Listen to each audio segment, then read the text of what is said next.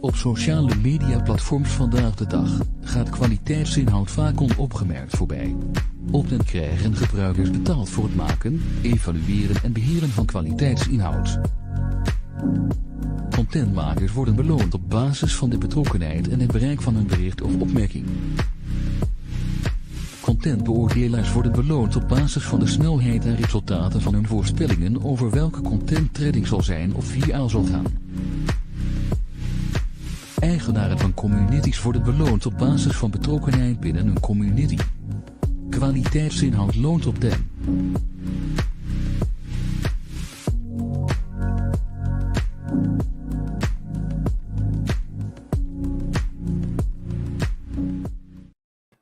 What's up, everybody? Welcome to episode 52 of Coffee with Den.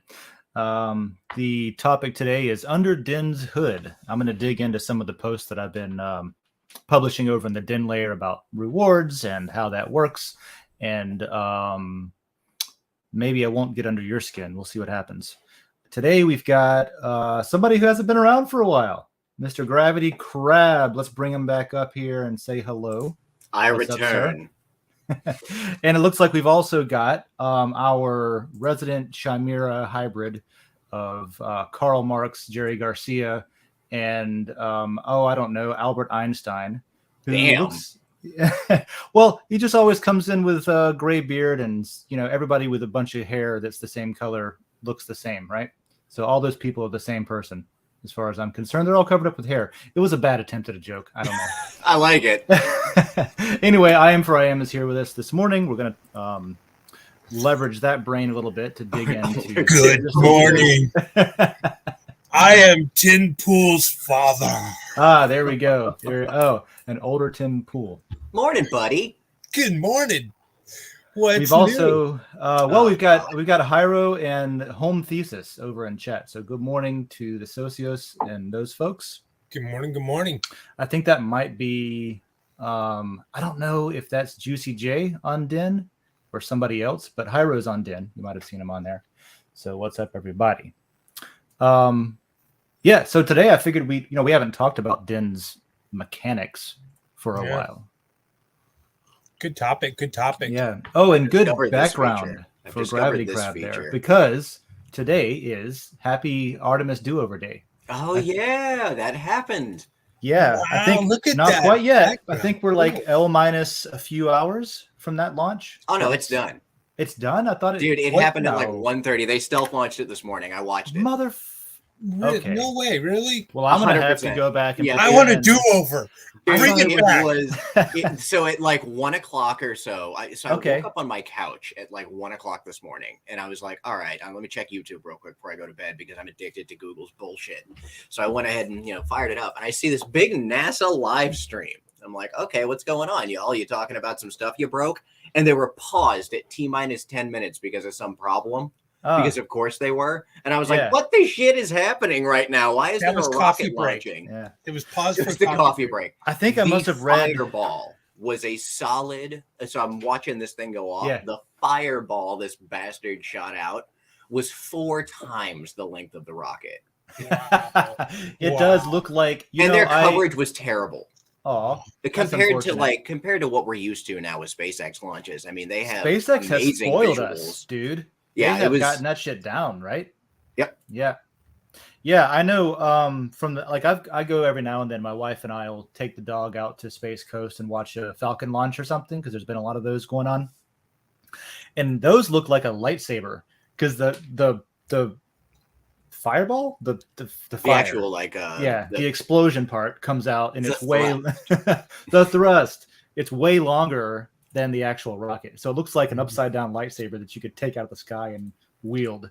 So I can imagine. I'll have to go back and watch the Artemis. I thought it was at like 1:30 this afternoon. See, I did this too, morning. which is why I was very confused, and I was just pleased that I woke up at the right time.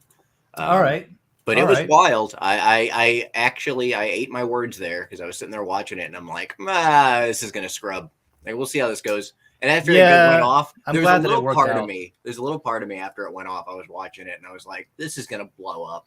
Like, this is going to explode. But no, I even they did their like translunar burn and everything last night. It was good. Okay.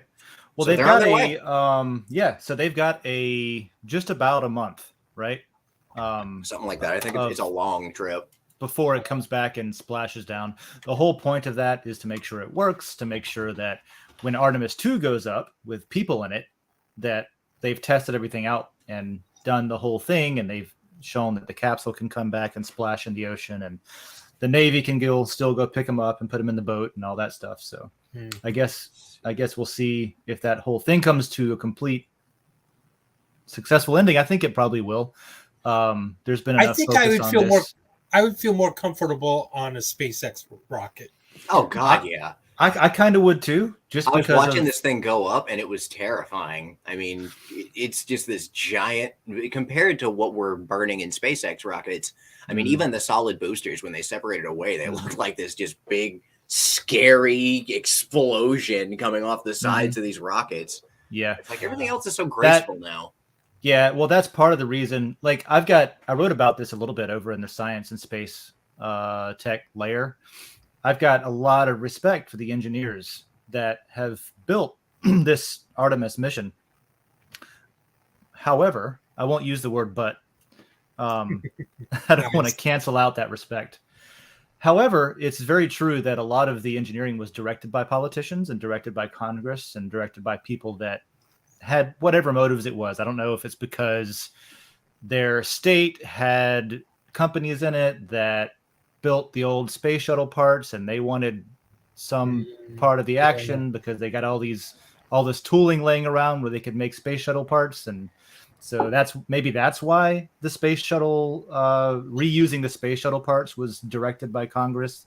You know, they kind of told them, you got to build it this way or we're not going to give you your money, that kind of thing, you know? Right. Which made it, you know, like, okay, it's old tech. We don't even use that type of fuel if we don't have to, but now we have glued to. together like 3 different kinds of rockets to make this damn thing even work. Yeah, which almost is even more impressive to me. Yeah, I mean, I'm impressed by the whole thing. I'm surprised it didn't. I am surprised it made it. I'm glad it made it. I'm glad it's doing it. I'm glad it's up there and it's, you know, heading over to the moon as we speak. But yeah, and it's great, and I look forward to the moon bases and all that. It's just unfortunate to me that the expense has gotten so expensive, and the you know, like this, it is new and innovative, but it's recycled parts. Wait. So, do I understand you correctly? You're trying to tell me the government is not efficient? Yeah, that's what I'm saying. That's what I'm saying, man. That's what I'm saying. It's crazy to think. Crazy to think, but it looks like potentially, maybe based on the evidence, there's a suggestion in there. All right, I'm putting Kahlua in my coffee. The data suggests. Isn't that what they say? The data suggests. The data suggests. I got to put Kahlua in my coffee because this is just I can't accept this premise. Yeah, so I was planning on making government part of my charity and having a charitable donation to go along with my tax return this year. I was gonna say that's called taxes. You never overpay, right? If taxation is one of my favorite interviews that I've done with a musician, he was talking to me about touring one time, and he said, "Now I'm not saying taxation is theft, which it is, but I'm not saying that. If taxation is theft, then paying them is charity." So there you go. Anyway, cool. Well, so that's opinions about Artemis. Nice. Let's dig in to real quick. I want to show, let's see. I want to dive into the topic. So I'm going to add this up here while David's on the phone. If you don't know, we do this on Wednesdays. We go live about 9 a.m., pretty close to 9 a.m. usually. And what we always do over in the Coffee with Den lair, this is episode 52, so almost a year's worth. If you scroll down, there's links. So you can join live. If you click on this, you pop in. That's probably what you clicked on this morning, right? When you came in. Yes. That's where I go. If for whatever reason, like your computer is not displaying this, you can watch it right here. You can hit play and look at us. Hey, there we are. Yeah. You can watch it there, or you can watch it on Odyssey. So if YouTube, let's say we say something that's censorable by the YouTubers, whoever, you know, the 11 billion people sitting at a desk watching the transcripts to make sure that nobody says anything they're not supposed to. If that dies, then you can watch it on Odyssey by clicking right there. You might Because just they're watch not it on gonna do Odyssey by default. Yeah, Odyssey isn't going to do that. You Library isn't should gonna do probably that. watch it on Odyssey by default. Yeah. So that's how the show works. And then if you leave a reply, we'll talk about it usually, and I'll tip you out usually. Can you click on my image? Yeah, I can. The under the hood image. Yeah. Yes. You got to look at that Elon Musk. All right. Oh. Wait. What do you mean Elon Musk? Is that the? Oh my God, that monkey is Musk. Yes. Interesting. I just thought it was an ape. You just saw an ape and we're like, it's a bored ape. Yeah. Elon ape. I like how we are being compared to an F-50 over here. That's great. Those are all made by hand, assembled by hand. Every single one of them. The F-50? Mm-hmm. Yeah, that's I think it's the Miami Police Department has one right now. Oh, really? They've had it for like 15 years because it was stolen and they don't really know whose it was. So it just kind of sits and it's done nothing but become one of the most expensive cars on the planet. Oh, wow. Good morning to you, James. Hello there. Good morning, James. Yeah, it's made by hand, and I think you can't even buy one unless you've previously owned one or two Ferraris or something. You can't just willy-nilly go and buy it. You used to be able to. So they changed that recently. It's in like 10 years or so. So you can like go in right now. As long as you've got the cash to buy one new, you can. But you used to have proof that you were able to maintain a pre-owned Ferrari for a while before you could even order. Yeah, right. I used to be into cars a lot more than I am, but it's been at least 10 years since I had a car collection that I worked on. I say a car collection. I was a redneck with a bunch of cars that didn't work in my driveway. Good morning, Hyperion Frequency. Yeah, good morning, sir. Good morning. You sir. had an cool old Nissan, didn't you? Yeah, I did. I had 3 different Z cars at the same time. I had 2. Okay, I started with 1, right? I figured. So, so if anybody's into Z cars, I fucking love those cars a lot. I had 2 different 87 model 300ZXs. That was right before they went to the curvy body type. Before they had twin turbo, it was just one little measly turbo. Just one baby turbo. So I had the turbo model, and then my buddy in the Navy had a non-turbo, a naturally aspirated. And he left and went to Hawaii and was like, "Hey, I got this car." And I was like, "Me too." We used to work on them together. I could use a couple of them in case one breaks. So that's what I did. I could use another for when this one explodes. Yeah, right. And then later, I found my favorite car that I've ever owned of all time was not the 1975 Volkswagen Bus, which is a close second, but it was a 1983 280 ZX. And it was a really special model where it had it was a turbo model, 5-speed, but it had like the talking car, like Kit from Knight Rider. Yeah, factory installed. It you was know, like did you know that you could also get the Japanese version, so it would speak to you in Japanese? No, but I imagine that they had that. Mine was a British lady. She was like, left door open. I remember those. Fuel is low. Yeah. Like, or if you got out and you left your lights on, she'd say, lights are on.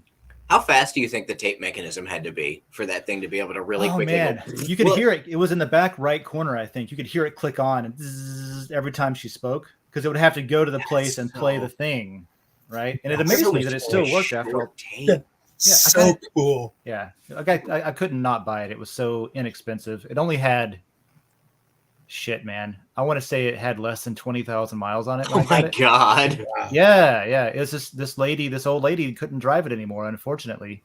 She was fine, but she had a stroke and she couldn't use the manual transmission thing anymore, right? So it was just sitting in her garage. And I was like, lady, what a steal. Please let me have this. Yeah. So anyway, there's the car story. I want to talk. I don't get into the car layer enough, apparently. I should go and talk about Z cars.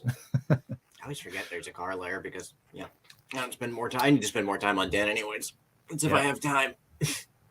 And so over in the Den layer, last couple of days I've published let's see, let's do here's the one I published yesterday. I'm gonna replace this ICP GIF with an actual video of me demoing what I'm talking about here. But quick note, all these links are supposed to work and they don't. And the reason for that is all these links are actual screenshots of what I'm talking about to explain it. So I just wanted to throw this out there and say, hey, sorry about that. I got to go back and fix all my links. Apparently, Skynet, which is the host I was using, it's a decentralized server built file host built on top of Saya's network, storage network. The particular portal owner, if you know what that is, that I'm using, has decided that they are not going to allow people to use it for what I wanted to use it for. You got to be logged in to be able to view it. And since I was logged in when I wrote this, it looked like it was working. But then I came and looked at it later and was like, oh shit, none of these work. It's all like, oh, it's just opening to your account, so it's all fine. Yeah, Hyperion Frequency knows about Knight Rider. Yeah. Awesome. Yep, it was awesome. I always liked Knight Rider a lot. I think David Hasselhoff was just weird, though, no matter where he's at. David Hasselhoff will become, he will take over the spot of Chuck Norris eventually. Will he? Probably. I mean, do they have to fight each other, though? I don't know. If we bring up Everyone will speculate Well, that yeah, they have to. had Chuck Norris, had they fought, Chuck would have won, and someone else would say, no. It'll be the other way around. I don't know. I just or they remember could. Go ahead. Yeah, I was gonna say they could never fight and keep that question going. I just remember when David Hasselhoff showed up in a weird YouTube show or a YouTube movie called Kung Fury, which was definitely worth a watch. But he did a full music video in like an 80s style that was awesome. It's called Soul Survivor. I've been watching that guy that you showed me, David. You start watching Joel Haver? Yeah, Joel Haver. Yeah. Hell yeah. I didn't know it. I didn't know he existed. Apparently, he's really popular on YouTube and like everybody knows him. But dude's hilarious. And some of his videos are fucking stupid, but I love them anyway. The dry delivery on everything. Yeah. Like I watched one that he made. The RPG one. I watched the video about how he made his videos. How they're that's cool. pseudo rotoscoped a little they're bit. hard. With Like they're AI difficult assist kind of thing. Yeah. It was super interesting. Yeah. But yeah, I recommend his YouTube channel. Go watch that. Joel Haver. I love Joel Haver. He does some good stuff. He has one where he's it's absurd. Playing an RPG for the first time. Mm-hmm. It's just like going through it, like where you accidentally screw something up and you're like, oh shit, I really should probably load my game. I'm trying to get into this calculations post here, but we got the Chuck Norris jokes starting to come. Remember the Chuck Norris jokes? Oh my god, I can't believe we've accidentally great. brought this meme around. Oh man, it must have been like He pushes the world down. 2008 or something. You know that it was like it was a big thing. And like they're great. They're still great. Like Chuck Norris doesn't wear a watch; he decides what time it is. Yes. Or so good. Chuck Norris doesn't sleep; he waits. Wait. And stuff like that. Did you guys know that he was a 4-time world champion in karate kickboxing? I did not. I heard that I don't know if I know anything actually real about him. He was. So he wasn't like the other guy that does the. Fighter. Who's the guy that does the? My arms are here, and I just.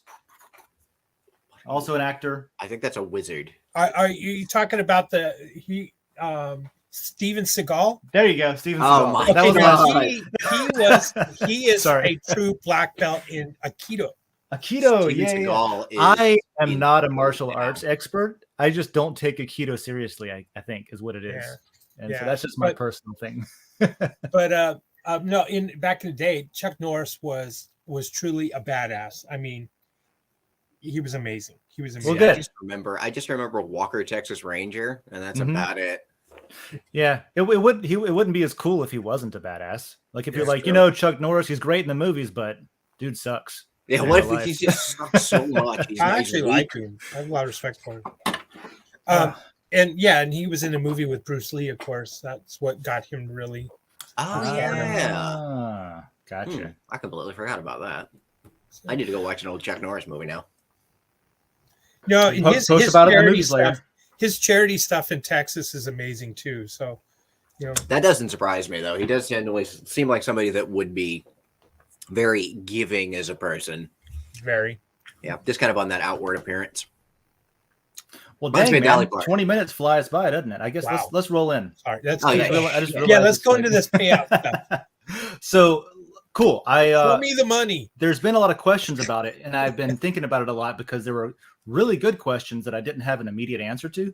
So I went in and I looked at them and I threw it on a spreadsheet to see how it worked and looked under the hood a little bit myself. And I wrote this, how lore staking and farm calculations work. This came out of a question that Hyperion Frequency had, in fact, where I guess mainly the question was, how is it calculated and is it right? Because there were some confusing points about how it's actually, how the percentages work and things like that. So it does seem to be right. It's just that I think the confusing part was the percentages of the pools. It breaks down a lot more into a lot more pools than you might think. You get rewarded for doing like a bunch of little things. Anyway, this post breaks that down. You can go read it. I'm not going to go over the staking and farming as much today, but I will explain what that means, because a lot of people hear staking and farming and they're like, what even is that? And why is it called that? Yada, yada. The short answer is it's called that because fucking Twitter decided that that's what it's called, and I'll be vulgar this morning. But that's why it's called that, is because like crypto Twitter was like, oh, yield farming is the big thing. And the real story is that one of the devs that worked at Den at the time was really big into yield farming and decided that that was a really good hype word to use in the white paper so that we could get attention marketing wise, which was a great idea because it is yield farming. I just hate calling it that because it's associated with like all these scams and all these like things that happened, like when DeFi happened kind of thing, but it is that. So really what you're doing is you're staking your, like Ethereum's got a proof of stake system now instead of proof of work. You're staking your tokens and you're earning rewards from staking those tokens. And that's all it really means. And the rewards here are paid out in lore, which is used on our most recent LCP that just ended. We get some new layers. Congratulations, Dave, on books. God. Yeah. We have books. a book layer? Yeah, we got a books layer. Oh my God, I've been gone for so long. Yep. So I'll make that Monday, I think. And, but yeah, so the lore can be used to vote on layers that you want. And that's how you become an owner, because the lore that you the lore that you commit into the LCP, the layer creation process, that becomes lot, which we'll talk about in a minute. And the lot is the layer ownership token. That's that name of like the list of people at, if I go, for example, here to the coffee layer, if I go to the top and I look at layer information, you get a list of denizens. These are all lot holders in the coffee layer, which I owe some more. I need to make a round of accounting again and hand out some more for people that have been chiming in and participating, like all the friendly people in chat right now. I'll hand some more out there. But that is, this is the people that hold lot. And holding the lot gives you governance rights. You can vote on stuff in that layer. You also get a passive yield from that. Everything kind of works together. So anyway, check out that post wherever it is here. Yeah.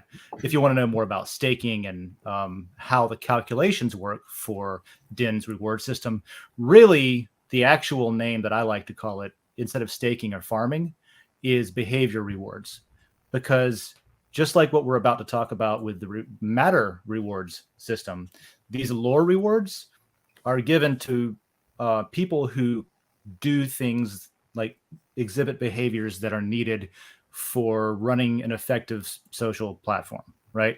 We would like people to keep their matter and directly use it in Den to create energy, to if you want to, for example, the LCP, if you have a runner-up, you can pay a matter fee in the runner-up to tip out. You can pay a matter fee for the runner-up to create that layer, even though it didn't win. You can tip out other denizens to incentivize them to continue doing what they're doing as kind of like an attaboy. There's all kinds of stuff you can do with matter. And so really what you should think of it is as a behavior reward system. Everything kind of on Den is a behavior reward system because we want to add incentives here and friction there to sort of nudge people in the direction that a self-governing, censorship-resistant platform needs to be successful. That's the concept there, right? Incentivize participation. Yes, for sure. So over to the new one I wrote last night or yesterday. That's a great with the broken links. Yeah, I wanted to throw something up there. That was a good and one. Yeah. And it was kind of a how does this work? And it's an old meme, but I used to live with some ICP friends, so I happen to know a lot of ICP culture that I wouldn't otherwise. But this is the meat of it where I wanted to get in. So all of this just explains with broken links what I can now show you by sharing my screen, right? So I, against my better judgment, decided just to go ahead and show my personal payouts for a particular day. Don't do this at home. Don't show off your under the hood stuff. Don't show your addresses. Don't show your wallet balances. Don't show any of that shit. But I'm going to, because I just made a decision to be public and demo it. And I don't know. There's my disclaimer. Don't do as you're a public entity now at this point. Do as I say, not as I do, right? But if you click on your name up here in the top corner, that takes you to like your Denizen page.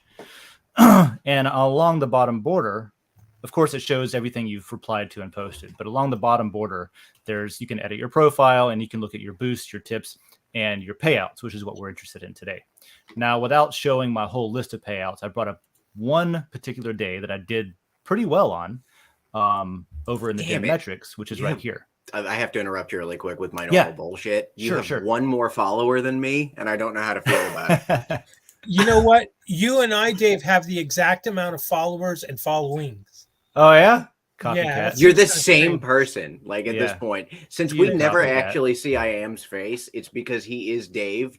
He's a whole different unit of him. I am the AI version He's the Dave. AI Dave. Yeah, I was playing with Stable Diffusion a little bit too much, and I spun up an entity. Oh shit! Not again. So when you first go to your payouts, it will not be on this page. It'll be on the overview. But on the left-hand side, you can click on daily payouts, and it gives you a list of your daily payouts. And each line is a summary of like the total matter earned for that one day, right? And if you click on that day, it breaks down to show you exactly where all of your matter rewards came from, right? So here's that page. Let's go through it real quick. At the top, and you guys can ask questions while I'm doing this and interrupt me. Also, I'll try to pay attention to chat. Follower and following numbers are locked for everyone, lol. Yeah, I was suspicious whenever you said you had the same numbers. That's potentially the reason. I have to look into that. Yeah. Anyway, at the top, you got these blocks. Yeah. Hyperion Frequency said the follower and following counts are locked for everyone. So that might be something that's just broken. Oh, well, shit. The display of how many followers it is. That's very possible. So put that on the list to look into. At the top, there's these blocks. And then it goes down to layer rewards, and it breaks down your post rewards, your reply rewards, and your snapshot. So at the top, you've got the initial question was, why doesn't this number match up with all of this itemized stuff and below it, right? If you add up all these numbers, it actually comes out to less than this total number here. So that was the initial confusing part. And I didn't have an answer for it until I had to go in and look. But let's go through it real quick. You've got total matter rewards, total post rewards, which is a portion of your total reply rewards, which is a portion of that. And then you got a bunch of other stuff too that I'll come back to in a minute, because this is the missing piece that was confusing. These first two parts here are pretty straightforward, though.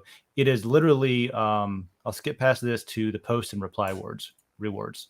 The most easiest part to keep in mind is that if you post something and people will vote on it and evaluate it positively, you'll get a cut of the 1,000 matter that goes out every day.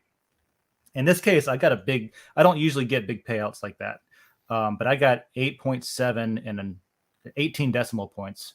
Nice. Places there, but I got almost 9 matter on that farming calculations post, right? And you can break that down if you want to see what the consensus was and what the number of like reply added, how many people voted it up or down. I didn't get any down voters, so I got good consensus. I didn't get a quorum. I got 4 up voters. All of that goes into the weight of the evaluations. If I were to get, for example, 13 up voters, I would have had a quorum that would have applied this energy stronger, harder, faster, better to the evaluation. I would have gotten a little bit more than the 8.7, right? So there's a lot of complexity that you don't really need to get into, but if you want to, here's where you look at some of the numbers. Now this is in beta. There are some things that are doing rounding. There are some things that might look funny as far as like how the energy is awarded. I'll try to explain that the best I can. But that's the only post in this period, and a period happens to be a day. That's the only post I had. So that was where that was the only rewards that I got from that day, was that one post. Dave, I gotta step out, take the youngest Sure. to high school. So all right. Appreciate you guys. Thank you so much. I'll be listening in the car. And I've missed Gravity Crab. Glad to see he's back. Glad to have him back too. Yep. And, yeah, have a good one. Good yep. luck with successful parenting. Have a good day. Hey, thanks, man, for everything you do, man. Appreciate you. Adios. We'll see ya. And so after that, you've got the reply rewards. Now, this is every time that I have replied in that day, and I'm looking at like the day before yesterday, I think. In that day, I replied to somebody else's posts, right? I replied to a post on in the Sci Space layer about eagle talons. And I think that was just like Napoleon Dynamite joke I was making. Replied a couple of times to my own post, which got some votes because I was answering questions in there, and some stuff in Dragon Chain and Travel as well. So there's a little bit of rewards that came in there because you also get rewarded for interacting with somebody else's post. You don't have to be the OP. You can just be contributing to the conversation, and you'll get some rewards for that. So that's listed there. Now, the part that I skipped past, I'll go back up to, which is all of these. I happen to have been on Den for a long time, and I've been through a lot of LCPs. And through each of those LCPs, I've applied my lore as votes, and I've received lot, right? I talked about it before. Now, if I hold on to those lot as the layer owner, I get overall, everybody that holds all the lot gets, I think, 5% of all the matter generated in that layer. And then whatever fraction of the total that you have is like a percentage of that 5%. So it's broken down pretty small per lot. And of course, like in some layers, there's millions of lot tokens. In other layers, there's like 5.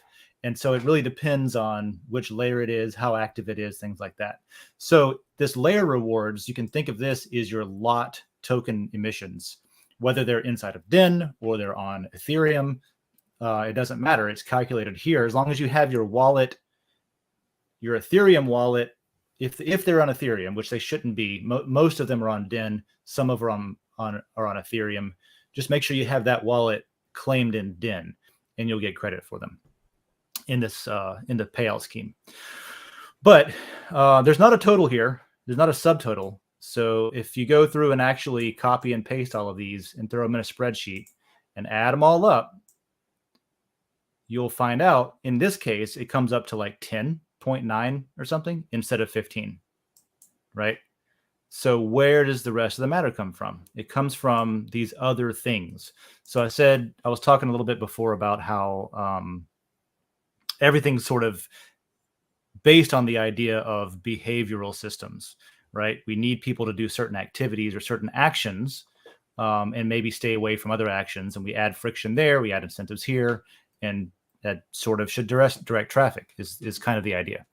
Maybe we could do some infographics to better explain that, but that's the concept. Yeah, something visual would be nice. Yeah. So this one here, uptrend eval matter reward. I read that as evil. Yeah. Evil matter reward. And downtrend eval matter reward. Now, I didn't vote anything down that day, or I didn't vote anything down in consensus with other people, right? So I didn't get any rewards for my down voting. I got 2 matter, though, from upvoting stuff that I thought was going to go over well, that I thought other people were going to want to read and also vote up on it, right? So you can think of that as if you're in a particular layer, let's say it's the cars layer, right? And if it's my awesome post about all 3 of the Z cars that I had, and it's got, like original content, and I've got, a good amount of participation, people talking in it. Maybe that gets upvoted because it's very related to that specific layer. And if other people agree with me and also upvote, we all get rewarded for that, as well as obviously the person who posted. Same thing happens for downtrend. If there's trolls, if there's bots, if there's spam, if there's completely off topic stuff, like somebody's in the, I'll say the cars layer again, talking about rosebuds and, flowers in their garden. Well, maybe it's a great post, but it gets downvoted because it's off topic. And so if you do that, you would get rewarded for that. So there's those two blocks there. There's also these two, matter use reward and energy use reward. You may not know it, but just using your energy gets you rewarded matter, right? So yeah, using your energy to vote on stuff, right? Depending on how the voting goes, you get rewarded. But just the act of using your energy at all goes into a pool. So we add up how much energy everyone's used, and that goes into one of the rewards pools, right? And then you get a percentage of that reward pool just for using your energy every day. Kind of like if you play video games, there's like a login reward where like if you do a thing every day, you get a little prize. That's just some incentive to not let your energy just sit there. Use it up because it comes back every day. So use it up. That's where that comes from. And then a very related one is this other one called matter use matter reward. So energy use is how much, and this is a very almost the same thing, but they're different. Energy use is literally how much energy did you use, did you spend, right?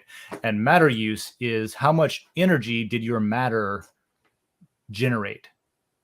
So your energy is based on how much matter you have. Once your energy builds up to the same level as whatever your matter balance is, it stops generating. So if you don't use it, it maxes out and it stops. But if you use it, if you keep using it, it keeps generating back up, filling up that gas tank. And so this is a measurement of how much you've generated compared to other people, right? So that's a different pool altogether. And then you've got some other stuff like tagging, for example. Tagging is rewarded in a similar way that evaluating posts and replies is rewarded. There's consensus. There's just, there's not like a, what do you call it? On the post, you can like basically bet a lot of energy that you're right, when you're voting a certain way. I believe that's actually possible on tags if we made some changes, pretty simple changes, but right now it's not. It's binary. It's vote thumbs up, thumbs down. When you click on a tag, when you see the thumbs up, that means you voted for it. You click on it again, the thumb goes down. That means you voted against it. And if you click on it a third time, the thumb goes away. You've effectively removed your vote.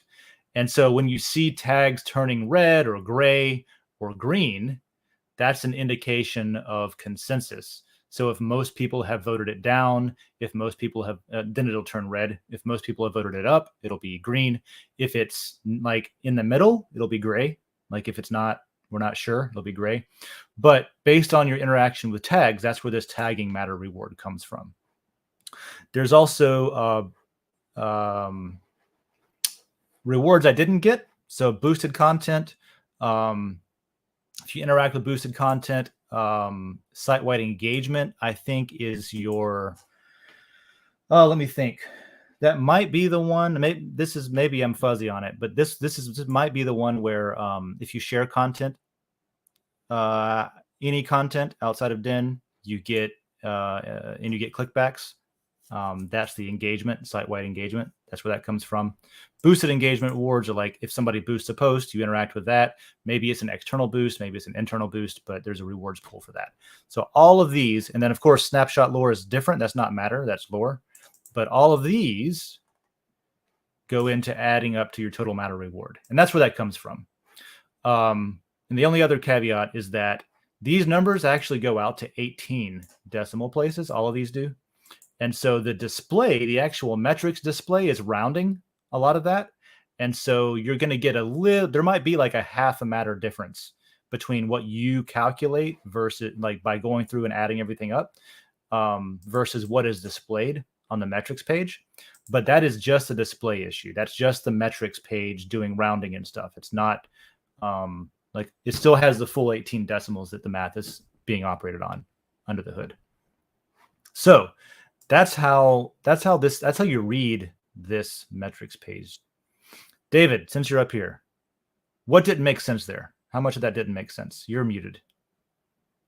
Maybe I may have been replying to a response on Den as you were speaking. That's but okay. Overall, no, from what I caught, I think that was really well explained. You actually have All a right. comment as well that confirms that too, saying, Okay, "Oh, that's cool. nicely done." So, all right, far out. Saying that matter. So Hyperion Frequency says the matter to matter reward is finally better explained. Okay, good. yeah, no, nicely done. Yeah, that's because that's confusing. It's like because they're like almost the same. I totally admit that that's confusing because they're sort of the same thing, but not. One of them is how much energy did you spend. One of them is how much energy did you generate, because your matter generates energy, which is one of the utilities of matter, is that it generates energy, right? So those work hand in hand, as well as like the up and down trend are opposite sides. They're two different pools though. Yeah, cool.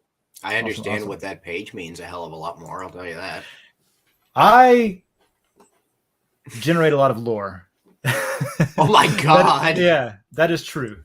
I'll go down and look at that. Let's actually look at that real quick because that'll take less time to explain. Here's my snapshot. So you'll also have your own personal snapshot. Now I'm doxing myself a little bit right here. Be nice. But this shows my holdings. Most of it comes through lot and matter because I've got so much lot from being here as a layer owner. Actually, let's just talk about that line right there, because that's something that I did not explain in that lore calculation post. I only did matter. What did I do? I did matter and lore, I think. Yeah, I did matter and lore. Lot's a little bit more interesting how it calculates. So early on in Den, when we first opened up the lore-based LCP, the number of lot that was generated, the sheer volume of NFTs that were created were insane, because there was nothing was normalized yet, and nobody knew like how many votes are enough. And the lore token had just been made available, and so people were like, I'm gonna go, like, it was like 0.00000 something cents was like the market price of it. So people were like, I'm going to put 1 million votes, I guess, whatever. And so like astronomical sized lot distribution for these early layers. And so that's why I've got like 25 million tokens or whatever. It's not as much as it sounds like, because even though let's say, what's one of the early layers that won? I can't even, let's just say it's Elon Musk, right? Just for example. Even though there might be 3 or 4 million lot just for that one layer, all of those 4 million lot, let's say it is still only getting 5% of whatever matter is being generated in that particular layer. So all it does is it makes it more of a granular like split whenever you're like one lot is less of a fraction of that total ownership. It doesn't mean you're like exponentially wealthy. It just means that like yeah. Exactly. Yeah. It just, because the other thing is that one lot does not equal one lot. Yeah, like there's more in some places than there are in others.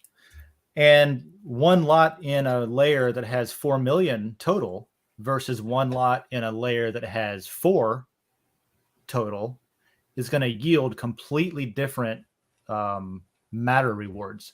Because like I said, just holding it gets you part of that layer ownership cut.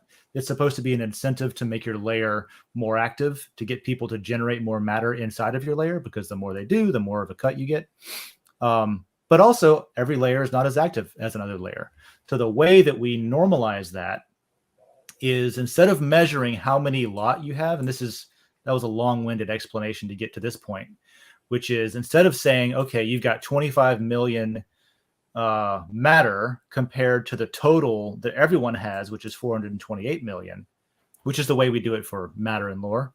Instead of doing it that way, we say, okay, how much matter did your lot tokens generate compared to how much matter other people's lot tokens generated in that same period?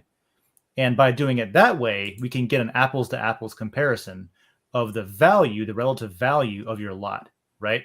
All right. So if you have more valuable lot, it's going to be generating more lore in this lore token reward system. Does that make sense? So we're actually using the emissions as a measuring stick.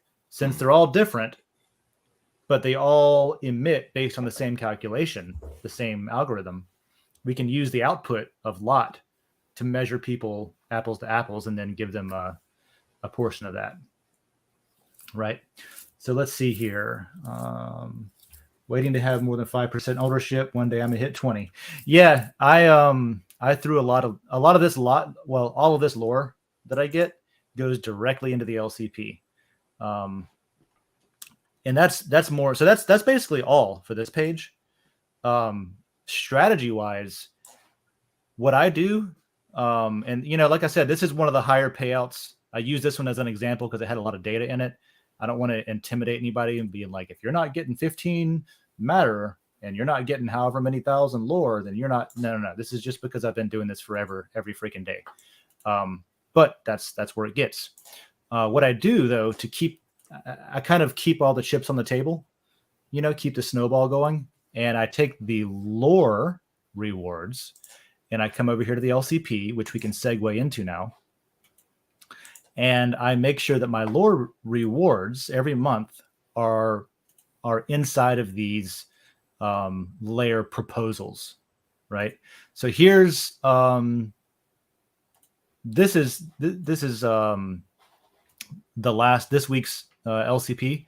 So we got books, bag holders, and alpha that won. Which looks like I don't have any alpha. I didn't vote on that one. So I saw books and bag holders won. What is alpha? Yeah. Alpha is like if you have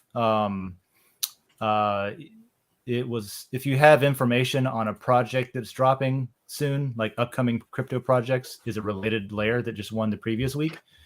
You can be the person who like lets the community know. Oh, cool. Ahead of time. Like, hey, I've got some alpha. That could be, it could be like information that only a few people have because it's such a small community, and you're bringing it to a different community saying, hey, here's some real alpha information for you. You heard it here first. Kind of like the news was like, yeah, I heard it here first on channel 20. Oh God. That's them saying like, here's the alpha, right? So that's what that is. But I make sure that my lore goes into these LCPs. That's how I get my lot, and then in turn, that's how I get things like this list of layers that I have at least some ownership in, where you get this kind of dust, but it adds up, especially if you keep it in every month playing the game. If you go through the LCP process and you put your lore rewards into the LCP, then you actually can, in effect, your lore becomes lot, and your lot yields matter. So, and then your matter yields lore, which can then be put back into an LCP to get lot, to get matter, to get lore, and just rinse and repeat. You could just do the whole, that's like the game loop, that kind of thing. The gameplay loop. The gameplay loop, yeah. But yeah, that's what I do. I don't think I've taken lore out of Den in a long, long time. I just put it all back in here where it's supposed to go, and it ends up with lot. So books is one. Awesome. I have a lot of books. Actually, I'm gonna go pick up books this week, so I can like take pictures of them and stuff. That'll be cool. I love books. I don't read enough books. I just like books. Yeah, Hyperion Frequency sums it up, says lot generates matter. The amount of matter generated has a particular value that helps generate more lore. Yep. Totally. It's a good summary.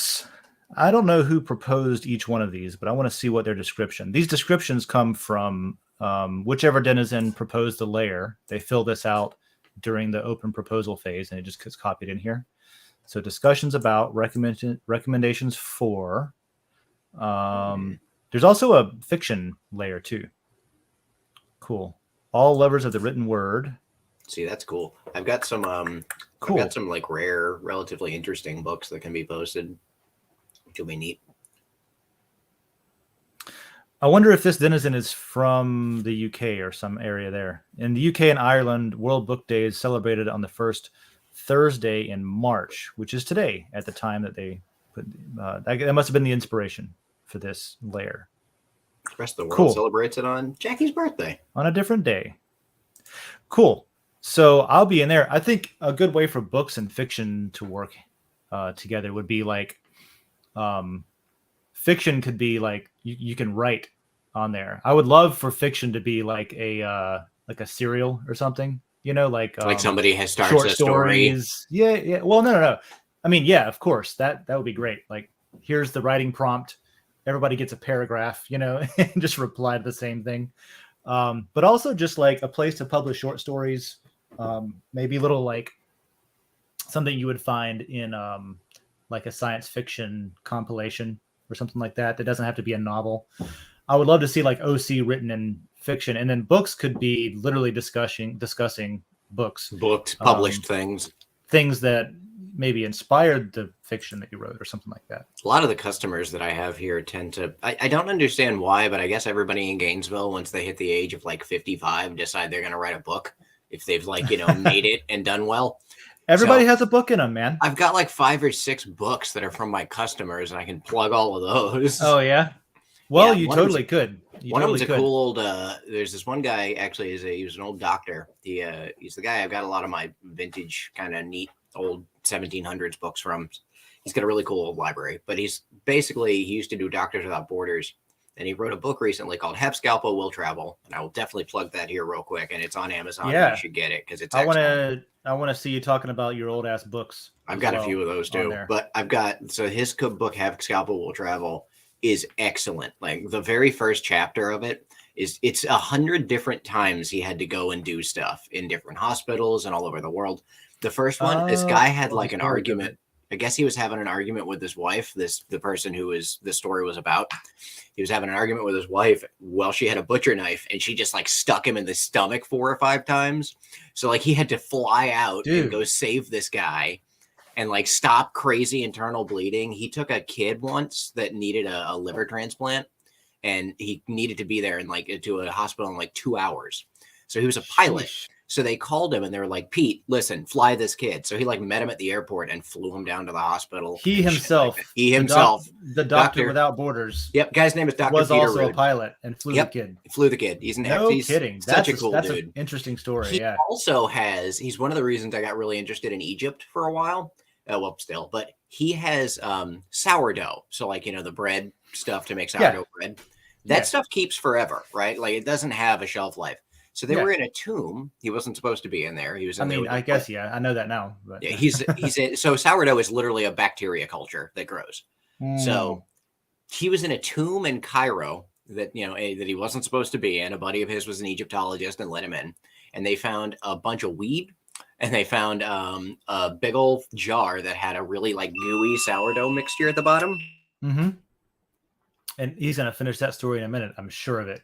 So he found a jar. And I'll jump in and say that jar, I'm going to finish the story for him. The jar had sourdough in it, or it had yeast, or it had bacteria, and that's where his sourdough came from. That's the origin story. I would almost bet money that's how the story ends. So I'll just say it there. So he's David is at work when he does this show. So sometimes customers come in. He has a computer repair shop in Gainesville here. I wanted to read Bag Holders real quick. I don't know if it was a joke that when it was created, but it's also like probably going to be a fun layer too. Star Wars almost won this slot, but here's the description. I think it's worth reading. Are you a bag holder desperate to impose your butthurt on the unwilling? Bag Holders Unite is your welcome home for sharing your misery. Make yourselves feel better as you share your failures with other losers and spectators. Now you can have a place to call your own and wipe each other's tears. Now that is very, I don't even know if tongue-in-cheek would be the right description for that, but whoever proposed this, I'll have to look and see later, has a sense of humor. I'll be in there. I've got a lot of useless coins and tokens and things that I've just something about the way that I learned. I have to do it kind of in process and play with stuff and go through the motions.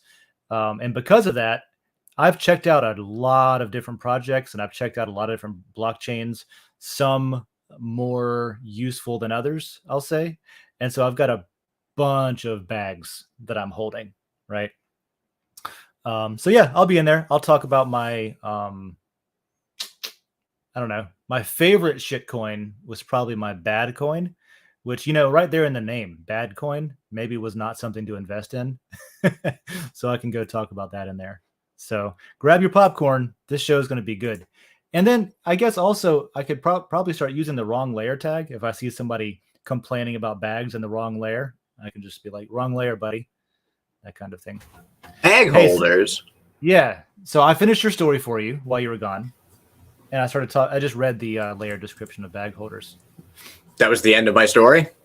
The end of your story was that I'm guessing, was that the container had either yeast or bacteria or bread startings in it, and that's where the sourdough came from. And then he's been perpetuating that. Stole it. Since then. Stole it, snuck it into the U.S. because you're not supposed to have anything out of tombs into the U.S. And basically recultivated it, and it's something like 4,500 years old. So he'll come in that's occasionally. The friendship bread. Yeah, he'll come in occasionally with like a loaf of bread, and he'll be like, "Hey, buddy, have this." And it's like, you want some 4,500-year-old sourdough? I'm like, yes, I do, please. It was good. I'll give it that. Yeah, I bet bread was good back then. It too. was freaking sour. You did miss the bag holders description reading, so you'll have to go back and do that. That's the one where everybody's just got piles of coins that don't do a damn thing anymore. Yeah, right? I want to start, man. You know what I want to do Slot is machine. I want to do a let me remove this. Bag holder slot I want to machine. do here's my Web3 pitch. Right? Here's my website.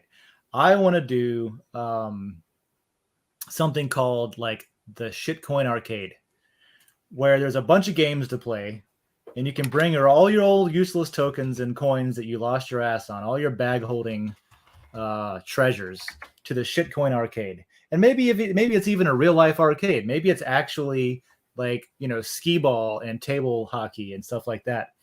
But just a place, make them useful again. Add utility to everyone's bags. You see, I like that idea a lot.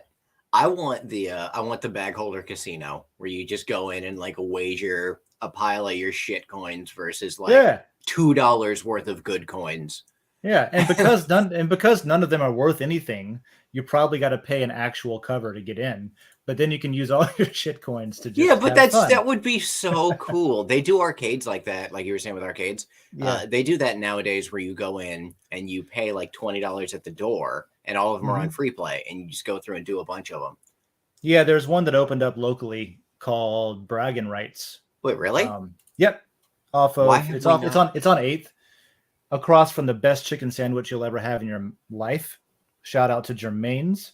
There's a red food truck trailer across from the the axe throwing bar where you can go get drunk and throw axes. Yes, which is still a great concept.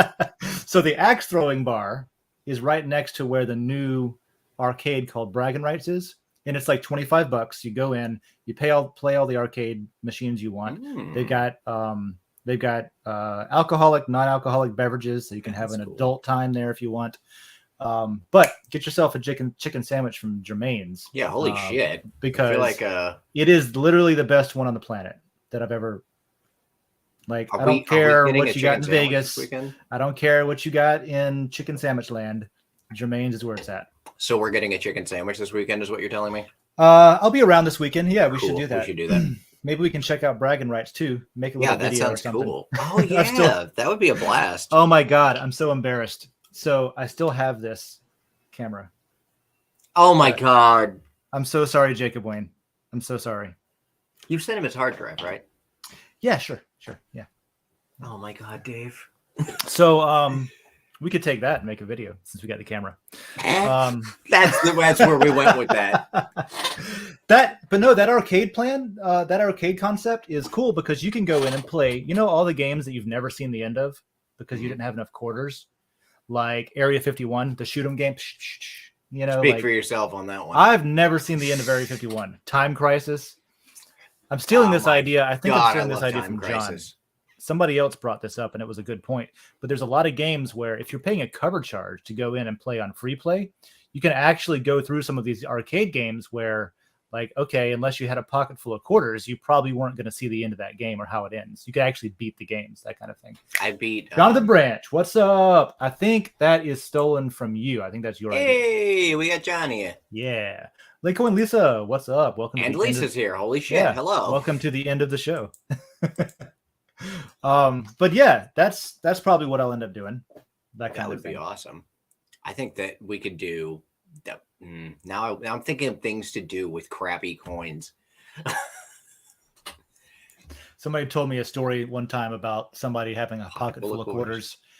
They were at a like a Pizza Hut or something, and there was some. It was some base, some basic classic arcade game, and they could just hear him talking to himself while he was playing playing the arcade game. When somebody like, today you might be playing online with other humans and talking shit to actual people. This dude was talking shit to the machine. Yeah, he was just really, really into it. You know what I mean? And so he's playing and he was like getting his ass kicked a little bit. He's like, that's all right. That's all right. I got a pocket full of quarters. I got a pocket full of quarters. And so now every time I think about it, I think about the story of this guy being like, I got a pocket full of quarters. Come on, what's up? I got a pocket full of quarters. When I was probably like 12 or 13, they had an arcade in the mall here that was called Tilt, and it was awesome. Mm-hmm. And you would go in there and they had like the classic, alien spaceship carpet and stuff. So they had an Area 51, which I finished there. They had House of the Dead 2, which I finished. I was really happy about that. That's the first time I ever beat an arcade cabinet. I burned through all of House of the Dead 2 and was like, holy shit. I got to the point where I was putting quarters in both sides and doing 2-player. I've totally done that.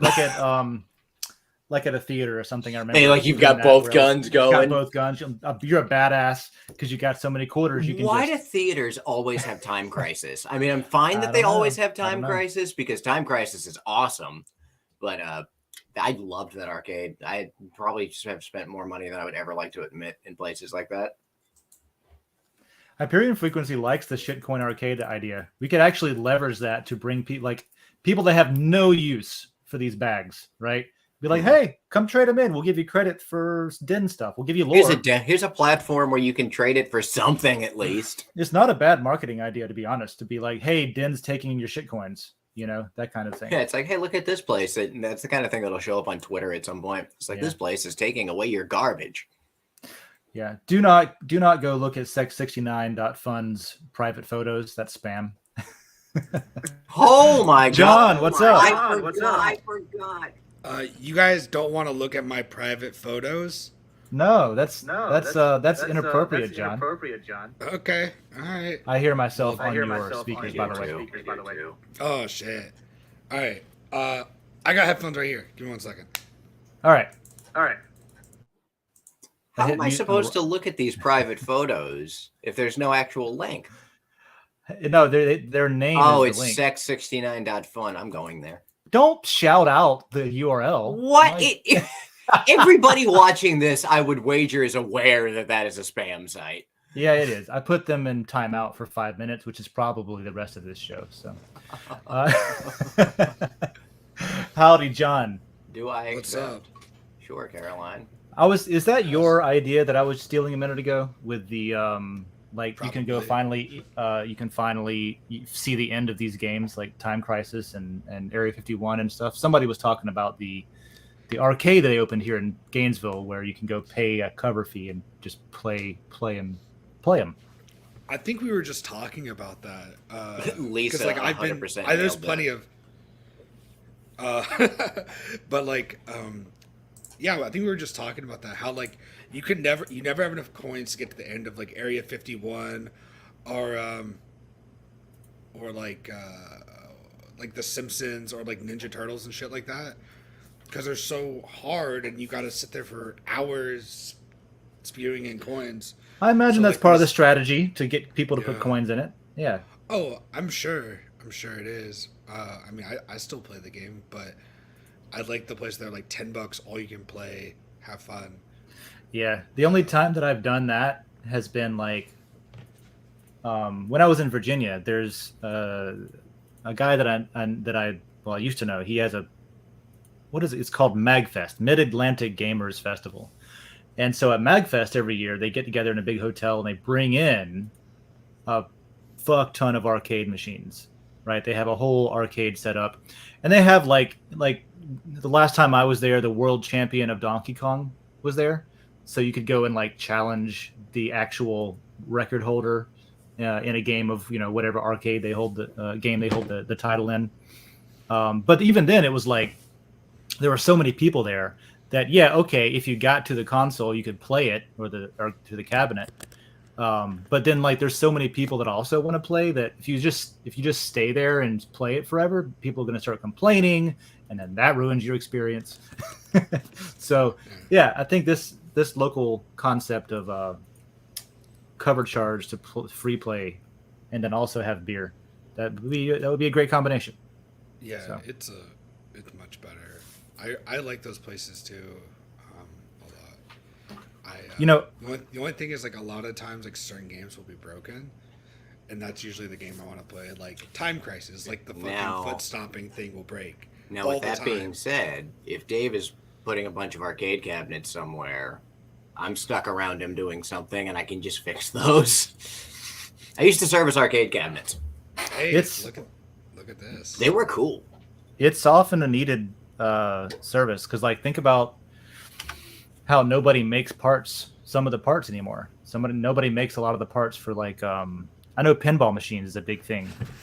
Oh God. Where there's just not parts, just not like manufactured this particular board. I took one pinball machine apart, and I did it exactly one time, and I will never do it again. I don't care what pinball machine it is.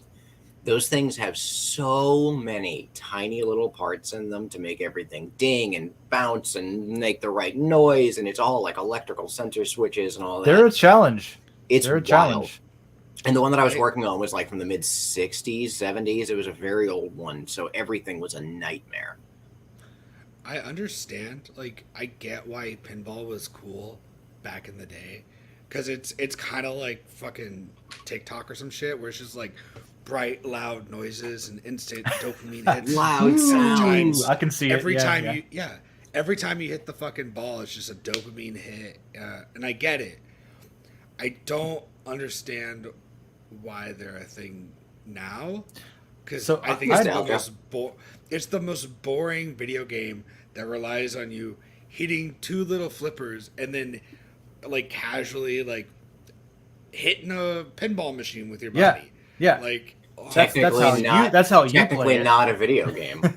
That's how you play it. It's a table I like game. it today. I like it in its modern like pinball today.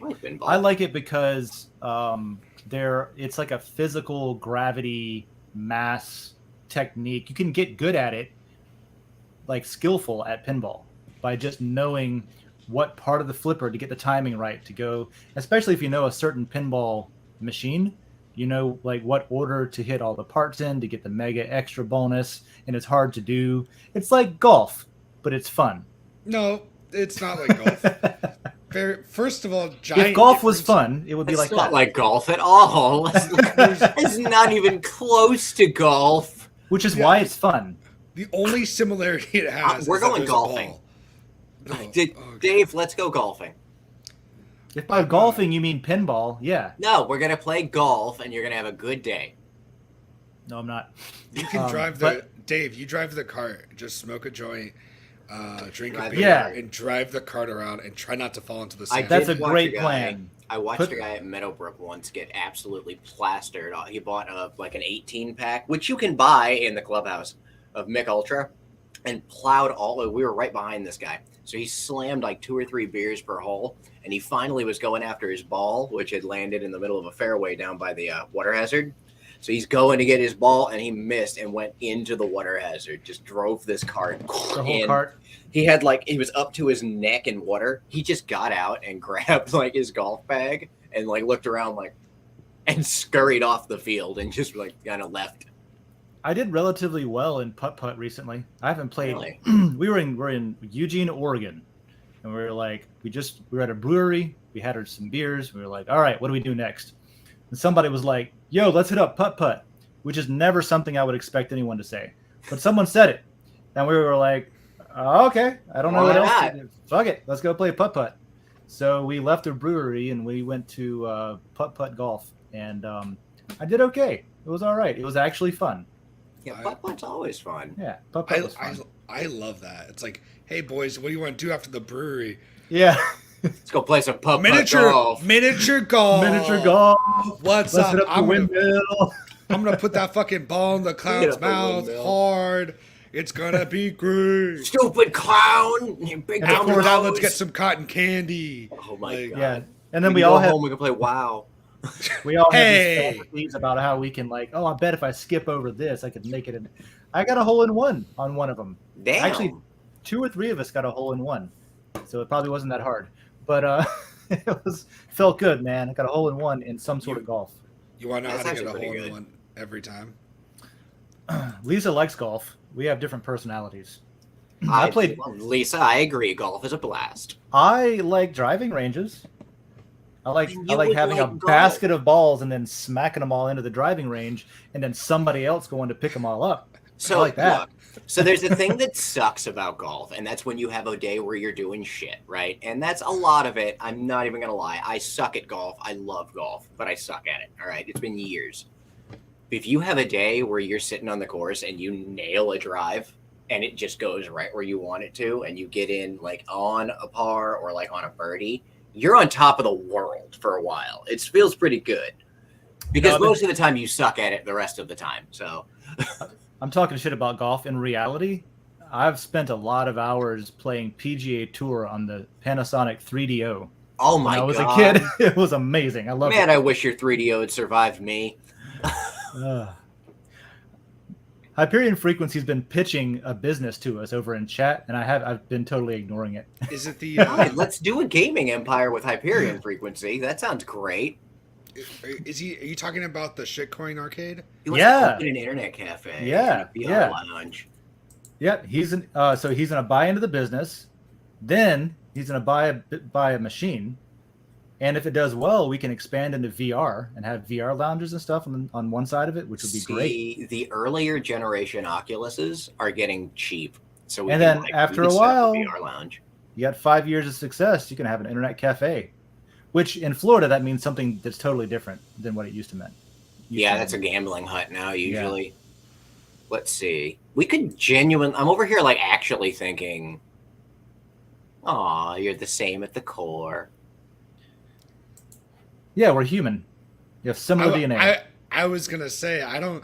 We literally just talked about how she raised her kids on a golf course, and you don't like golf. But in Or the, kids. But in the So, yeah. soul, Kids. in the soul, Or they're the kids. same. Which is fine. Everyone's different. Yeah, yeah. I like kids. I don't like having kids. I'll hang out with other people's kids all the time. Like, that's fine. Like, people that come in here to the shop and they have kids, as long as they're well behaved, you've got that kid, and that's all. I'm just not responsible enough to have kids, probably is my thing. You have a Like, dog, and that is good enough. I'm Hey. selfish. If I change my mind, there's a lot of kids that want parents that I can adopt. That's what I've kind always thought about. That's kind of my thing. Yeah, So- I never thought it would be a good idea. These days, at least personally, I've always been like, why would I partially help create another kid when there's so many of them that are just in a shit show? Now we're developing our business model. We could actually get people to buy the machines themselves and then be part owner of the business. We could have a DAO, It could be a decentralized arcade. shitcoin arcade DAO. I could just Oh, hang yeah. out and service them when stuff goes wrong. Okay, this is actually kind of a cool idea. So that reminds me, not to like, maybe this will help, but I wanted to ask y'all about what's it called, the elephant Twitter, Mammoth. Elephant Twitter, Mammoth? Mastodon. Mastodon. There it is. Mastodon. I like your name better. Elephant Mammoth Twitter. I love that. Yeah. Have you talked about it yet, or did I miss Mastodon? that? Not today. No. Mastodon. Okay, well check Um, it out. And then you can Yeah, bring it up I like next week. Mastodon. It's cool. It's I think the drawback that it has for new users is the learning curve, just like anything else, I guess. I wish I could just pull up this one description of it that I don't have anymore. But it was like somebody was paraphrasing the instructions to sign up for Mastodon and like get things going, and they were like, well, first you install the Flooble and make sure you subscribe to some Flopty Doops, and then we got to make sure that you register with the Kinkle Dingle and then connect to a few different hubs of whatever. I like it was the just like, Eagle. yeah, it was like a whole series of things, which is pretty, like, it was sarcastic, but it's pretty accurate. Like, it's a federated database, and you have to add, you have to, like, basically you're going through someone else's server, sort of like a Discord server, kind of, and conceptually, but really it's more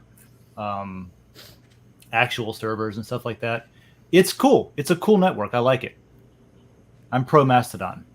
In fact, people have even asked me before, why are you messing around with this Den thing? Why not just use Mastodon?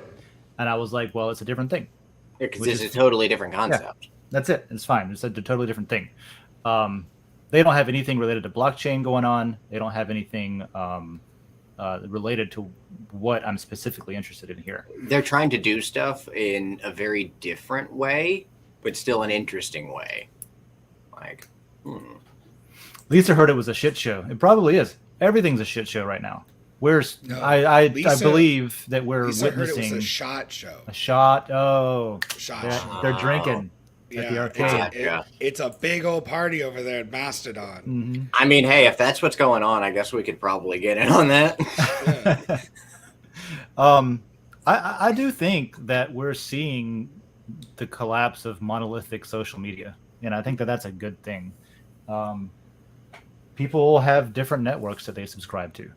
Awesome, right? I want there People to be like some more than they like others. options. Awesome, great. You know, I like the internet having. I like with the early internet. We'll talk like Web 1 stuff and stuff like that. Like, you had many different options for different services that were popping up and different ways you could do it. And that's kind of what we're at right now with this whole thing. Like, everything is becoming a new service. There's so many different ones out there, and a bunch of them will fold at some point. If I could wave a magic wand and, like, combine all my favorite shits, I would say that. So we've even talked about with Den. I didn't like that. Yeah, you gotta work on your phraseology, man. All my different. I didn't like that at Combine all. all of your shits into one place. Yeah, all into A one large bucket. commode. That sounds awful. Yeah, the shiniest turd would look something like this. Basically, so Den could federate like Mastodon to where anybody could spin up their own layer and make it an integrated part of Den, to where it's running on its own infrastructure and it's got its own, like, people that literally own the box running the server, but it still interfaces with Den in a way that you use it with the regular system through Den. I think it would be awesome if Den supported Mastodon's federated database, to where you could actually add a Mastodon server as a Den layer or something. And also, I think that, like, as much work as Lokinet and Session have been doing with private messaging and chat rooms and stuff like that, I think it would be awesome to have the layer chat rooms, the layer chats, actually be their own Session open group server, to where you could use, literally, if you joined that server from the third-party Session app, you would actually be joining layer chat in Den. And so you could use that seamlessly. There's a lot of things that the whole point of Den being built on Dragon Chain was that with Dragon Chain's tech, you can literally a la carte pick different technologies and say, I need to use this, I want to use this, I want to use this, and you could integrate them all together, and it could be used on Den. You could do the shitcoin arcade. Could be something on Den where Den just literally supports, you have to specifically kind of manually decide which tokens you're going to support, but you could support foreign tokens on Den and use them in some way. So that's kind of like, me personally, what I would like to see happen would be that all of these different networks exist separately, because it's important not to have this, like, this monolithic beast that kind of owns everything, while still integrating it and tying it into a user-friendly front end where you can not have to learn how to use all this stuff if you don't want to. Den would get the benefit of those communities being tied in, and those communities would get the benefit of, something that had probably an easier front end than, for example, Mastodon for onboarding and things like that. So that's what I would do. The look of panic when David takes a call and Distant is talking tech. I'm fine. Everything is good. I know what so you're yeah, talking that's about. I don't know. That's today. I think that's today. I think that's what we do today.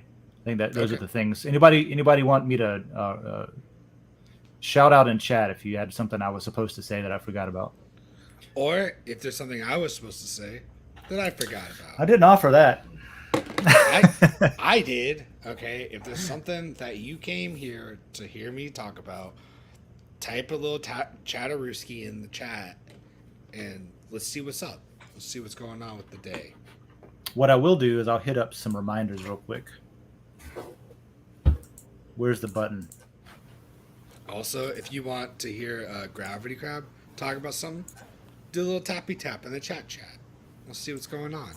I have to talk about something. I don't know yet. If somebody's in the chat and they're like, "Hey, Gravity Crab, I want to hear you talk about this." Yeah, this is the part of the show where we just saying what I'm doing, and then that'll be it. Quick reminders. Panic when I take a call. Because God only knows if somebody's gonna have me. They're calling me, and it could be like, "Oh yeah, I've just got like a password that needs to be reset," or "Oh, you sold me a computer a week ago, and now it's on fire." What's out the window today? Same thing as every day.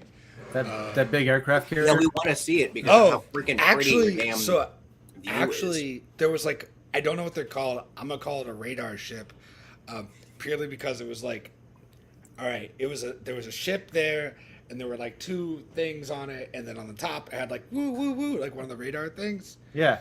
Yeah, it was there. I was like, oh cool, like I want to see it when it leaves. That'll be awesome.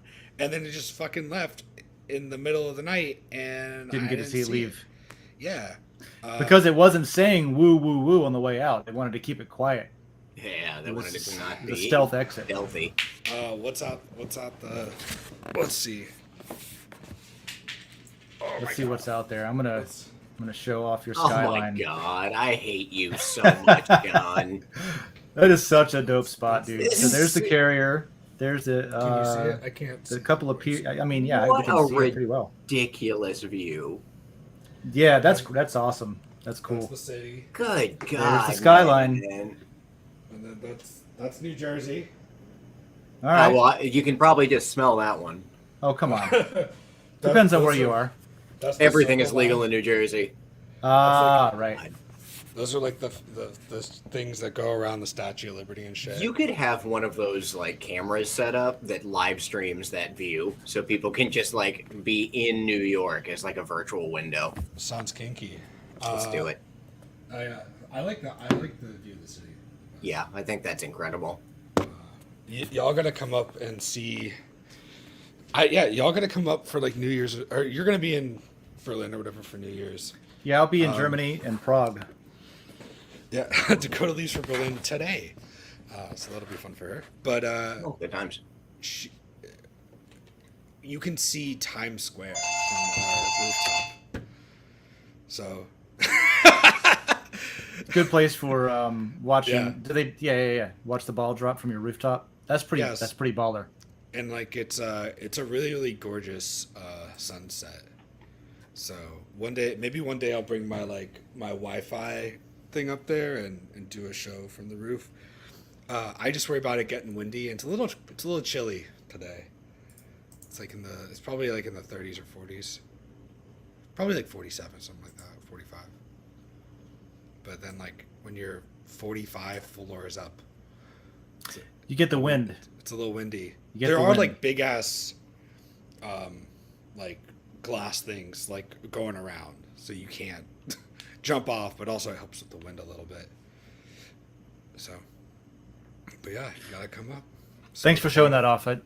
Next time I see you sitting in front of that painting, I'm going to know that you're home and have an awesome window to show off, and I'll ask you to do it once again. Yeah, you're welcome to. I usually like to. I think it's fun having it as my background, but then the lighting fucks with things. And then also, Yeah. like, You could use the webcam to fix that. You could just have your background have as the webcam output instead of like making it. I don't know. I was thinking in my head maybe. You know what I could do?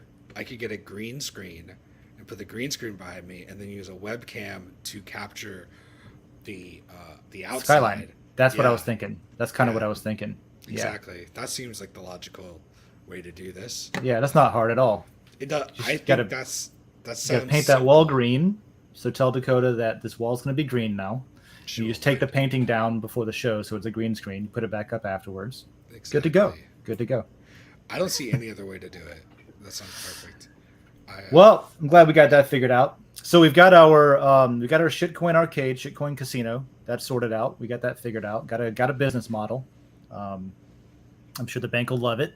They'll give us a loan to start a small business. Tomorrow, we've got a video game themed panel discussion. So World Blockchain Roundtable, that's where a bunch of us from different walks of life and different companies and different interests come together to talk about blockchain stuff. And there's a new topic every week. It's on Thursday at 11 a.m. Eastern.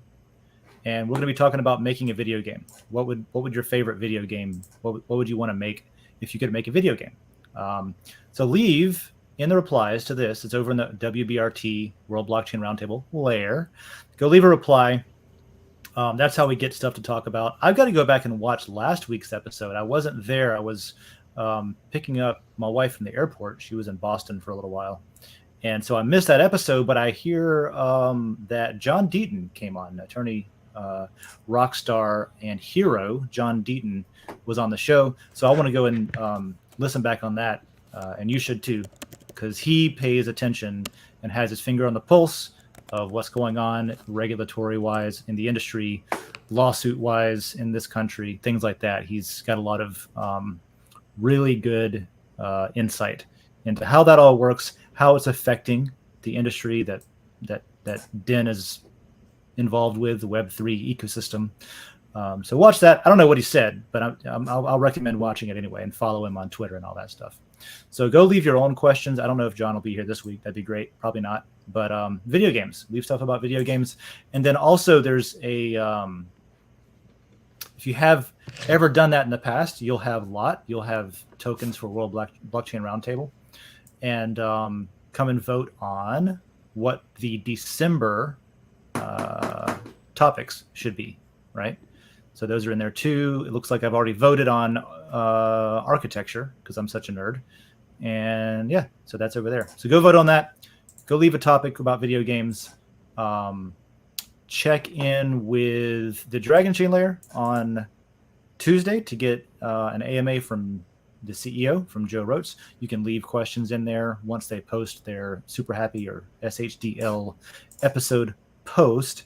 And the last reminder that I had on here is if you have not seen Open Source Money, go check it out. There's a link to opensourcemoney.tv. It gives a little bit of insight into the beginning of what I'll call the dark times that will eventually get through in the U.S., where kind of the SEC decided that they're going to apply a 1933 law about citrus to computer software. It's amazing, isn't it? And say that that's their jurisdiction. So that's kind of like the beginning of all that. You can see how that started like 4 years ago or something, and we're still in it. Yeah, so go watch it. So that's all I've got. That would be episode 52. We'll be back next Wednesday, 9 a.m. Subscribe to the Coffee with Den lair and ask me any questions. Go check out those posts that I talked about with the two different explanations of the farming and the rewards and stuff. If you got questions, throw them in there. I'll try to answer them. And that's all I got. Any last words from you, John? Yeah, if you have any questions for me, go ahead and throw them in the chat, and I'll get to them whenever I get to them. Also, throw them in the coffee lair. I'll forward them on to John if he doesn't see them. I'll see him. Check him out. I got some cool stuff that should probably be posting about this week or next week. So I don't know. Just Follow me on Den if you want to get more random notifications about when I post stuff. It's T Swift or Die. I think that's the first time I've ever plugged myself on Den. Nice. I forgot there was a follow function on Den. Yeah. Even though as we discovered today, that the numbers are stuck at 50 and 25. I don't know if they are actually. I don't know if they are because I went ahead and I went and followed somebody because mine was at 19, and I was like, let's see what happens. And I went and followed someone, and now it says I'm following 20 people. So maybe maybe it hits a threshold and gets stuck there. Could be that. Maybe. Something to look into. What about you, David? You wanna plug anything on our way out here? Oh God, do I have anything worth plugging at the moment? I want to let's thank a random human. I want to thank the guy that makes the open core patcher for a Mac OS hacking. You've made my life very easy lately. So he's not. I highly doubt he's anywhere here on Den, but it's just a good software team over there that makes it where you can take your old Macs and make them actually freaking useful again. That's pretty great. It's pretty cool. I've got a 2013 Mac that I use all the time that is running Windows 11, which it shouldn't run, and running Mac OS Ventura, which it shouldn't run at all. So, yeah, it's amazing how much. Like, I feel like it's fake. It's just like, oh, this hardware can't support this because we said so. It's and we bullshit. Want to sell you a new one. 110%. Yeah. I mean, as somebody who at this point has spent a lot of time over the past few years getting stuff running on crap that shouldn't run, I've used Macs that are I used a 2009 MacBook with a Core 2 Duo in it with Catalina when that was new in 2019. Like, I used that for a long time after that, and it ran great. Oh, there you go. Shout out to, what was it? Open Core Patcher. Open Core Patcher. Good stuff. Oh. I'll give a shout out to Team Oxen and Chainflip. Go check out what they're doing. Yeah. I think Speaking of which, we're firing up we need to reset our session stuff. Okay. That's fine. Yeah. Chainflip's coming down with some really goodness. They're doing a cross-chain DEX, no KYC, cross-chain, non-custodial, all of these like exchange hacks and scams and rug pulls that we've been seeing that come from a centralized exchange requiring people to keep their tokens in their hands instead of their own hands has caused a lot of pain for a lot of people. And Chainflip has been working for a couple of years on a very elegant solution to that, where you can do cross-chain swaps without ever losing custody of your tokens and without having to worry about some centralized exchange. And we already have like Uniswap and stuff, of course, and those are great. Pancake Swap, whatever, those are great. Uniswap is a really good proof of concept. There's issues that day traders are going to run into where they don't want to use it. I really do think that things like Chainflip, Thorchain has a similar thing going on. Not financial advice or investment advice or anything like that, but pay attention to them because it is probably life advice to use stuff that's more secure like that doesn't give the company running it an opportunity to even handle your data or your tokens or your coins. They can't lose them if they don't custody them. And they can't leak your you can't get your identity stolen by a hacker if they don't KYC you to hold all of your information in a central database. So keep up with those guys. Check in on they have like update shows and stuff like that too. So like we as a business entity of decent gains quite like them a lot, I think, right now. Yeah. And Lisa says FIBO or FIBO does something similar. I think I've briefly looked at them, but I've never dug into what it is or how it works. So yeah, there's options out there, definitely. Yeah, sorry, that was my plug. So I'm gonna do a nerdy plug. Sorry. He said somebody was sorry, I'm just reading something in the comments from Lisa that she's plugging. A friend of mine built a program that encrypts and decrypts on an M1. Shout out to that guy. That's awesome. Those M1 Macs are ridiculous. The new M2s as well. It's the first time Apple's done anything good in a long time. Yeah, shout out to the M1. I bought one for my wife. It's great. Dude, I want to touch that computer so much. So like the next time Tina you can wants touch me the to computer, but not my wife.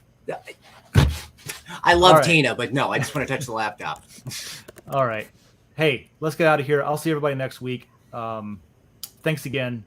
And I forgot to bring up the outro, but this is the Enter the Dragon track from Y'all Weird, which was created for Den and sold as an NFT, the full track. So we'll see ourselves out with that. Thanks. Have a good one. Adios. Bye bye. Hasta la vista.